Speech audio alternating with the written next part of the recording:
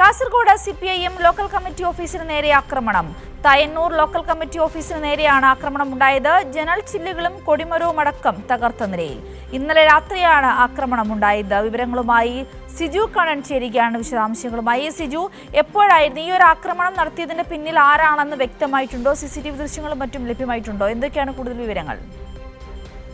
സിന്ദൂരി, എണ്ണപ്പാറയിൽ പ്രവർത്തിക്കുന്ന Thayannur local committee ഓഫീസിന് നേരെയാണ് ആക്രമണം ഉണ്ടായത്. ഓഫീസിന്റെ ജനൽ ചില്ലുകൾ തകർക്കുകയും കൊടിമരം നശിപ്പിക്കുകയും ചെയ്തിട്ടുണ്ട്.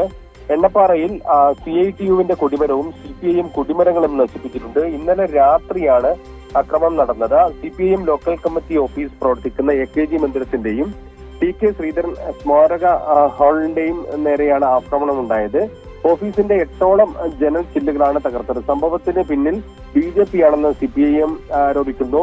പ്രദേശത്ത് സമാധാനാന്തരീക്ഷം നിലനിൽക്കുന്ന സ്ഥലമാണ്. അതുകൊണ്ട് തന്നെ ഈ ഭാഗത്ത് സമാധാനാന്തരീക്ഷം തകർക്കുന്നതിന് വേണ്ടിയുള്ള ആസൂത്രിതമായ നീക്കമാണ് ഈ ആക്രമണത്തിന് പിന്നിലെന്ന ആരോപണമാണ് ഉയർന്നത്. സംഭവത്തിൽ പ്രതിഷേധിച്ച് ഇന്ന് വൈകുന്നേരം എണ്ണപ്പാറയിൽ CPIMന്റെ നേതൃത്വത്തിൽ പ്രകടനവും പൊതുയോഗവും നടക്കുമെന്ന് അറിയിച്ചിട്ടുണ്ട്. സിന്ദൂരി.